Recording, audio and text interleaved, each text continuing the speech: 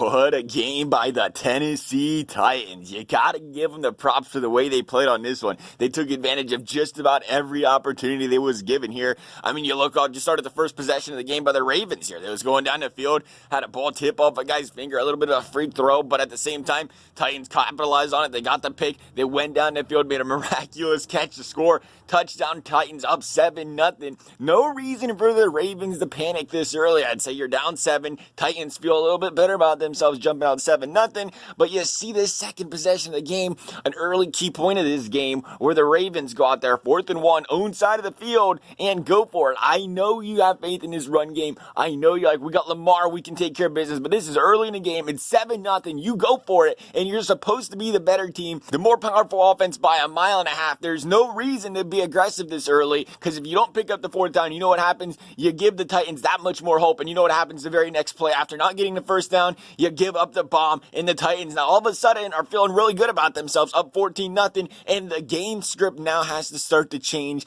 from a Baltimore Ravens standpoint if they can't score and score very quickly, which doesn't indeed not happen. They go down, they get a field goal 14-3, but again, you talk about keys of this game from the Titans and Ravens standpoint. The Ravens gifted the first down, 3rd and 16. Titans should have had a chance there, under 2 minutes to get the ball back. They let the Ravens pick up the first. And then once again, a second time with under 2 minutes left in this first half, you see the Ravens get that deep bomb. Again, you got to be expecting those Hail Mary passes for the Titans. You feel like, oh man, we just let the Ravens back in this game, had a chance to get them off the field, had a chance to make them kick that 50-yard bomb. And again, giving the Ravens hope though, they had a chance to make this a 14-10 game going into halftime. And again, Lamar couldn't find it, but he almost took the sack. We talk about the opportunities taken in this game. The Ravens just had 2 golden ones gifted to them under 2 minutes. The most crucial time in the game, Moose will say, is, the last 2 minutes of the first half and the first 2 of the second. The Ravens controlled the ball in both of those cases, and neither time did they come away with a decent amount of points. They got a field goal, but you'd expect 7 points. A good team like the Ravens, that is where the good quarterbacks excel. They go out there and they're down 14-3. They score that touchdown. They make it 14-10. They get the ball in the second half. All of a sudden, it's a 17-14 game.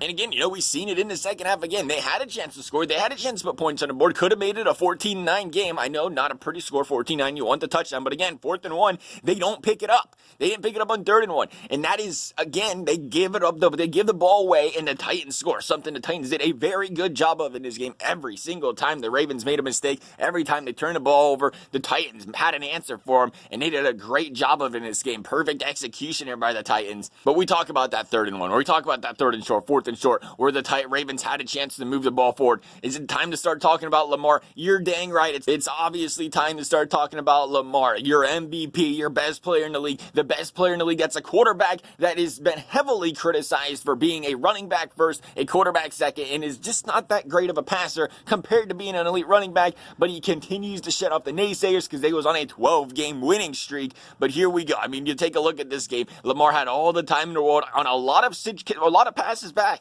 and he made a lot of bad throws still. Even with all the time in the world, he couldn't seem to find the open guys on a lot of cases. Now, I'll give credit to the Tennessee Titans defense, but there was guys open on numerous occasions. He missed them, or he didn't see them, and he ended up settling for an incomplete pass, giving the ball back to the Titans. We talked about it. 3rd and 1, 4th and 1. If this is our MVP of the league, I expect him to find a way to pick up those first downs, whether it's passing or running the ball. And I know it's heavily criticized, you can say, just a well-executed game by the Titans, and they did play very well, but we talk about it. He's been heavily criticized for being a quarterback that, has yet to really prove his quarterbacking skills, to say the very least. And, you go back and you look, you say this is one of the few chances he's had to go out there and prove his worth there. I know he had week 17 off. I know they had the bye week. How much of an effect did that have on him, of course, but I don't know. You look at his career, 9 games out of the 22 games or 23 games that he's played in his career has he thrown for over 200 yards. 9 games. In those 9 games, only 3 of those were versus teams with winning records.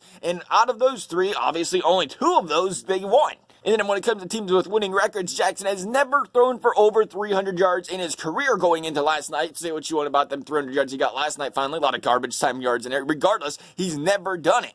And the funny thing is, the narrative all year for these Baltimore Ravens was, who cares? Who cares if he hasn't done it? He's winning games, and this is one of the best offenses in the league. Who cares? Well, here's the problem. They finally, one of the things this team's been very good at this year is getting ahead of teams early, and they haven't had to play from behind. They had to play from behind today. We had to see that other side of Lamar where there was, more obvious passing downs, more where they had to kind of press the envelope. They had to make plays in the air if they wanted to stay in this game. Again, we've seen it in the second half, and they had, there was down 2 possessions, 3 possessions, and we've seen them have to throw the ball more, and we've seen more error throws. We've seen them throw another interception. That put the game on ice there. But in those 12 games, they've never had to change the script. They've never had to get away from that pound the rock, run the ball with the quarterback, pound the rock. This game, no, bang, interception, bang, failed conversion on 4th down. They find themselves down 14. All of a sudden, they have to start considering playing this game differently where they actually have to throw the ball.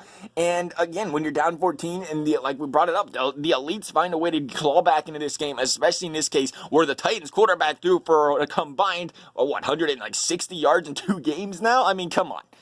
You got to find a way to get back into this game in that case. And he could. And for that reason, I mean, you can say what you will about Lamar Jackson. I don't think he's there yet. One day, he might be an elite quarterback. He's an elite running back right now. One day, he might be an elite quarterback, though. And when he is, he's going to be a very, very scary quarterback and a very tough one to stop. Right now, he's yet to prove it. I mean, we can play it's just one game situation all you want, but Ryan Tannehill has thrown for 80 yards 2 straight games. But because of an elite running game, they've won 2 straight games. Now, we're going to go call Ryan Tannehill an MVP of the league? I don't know.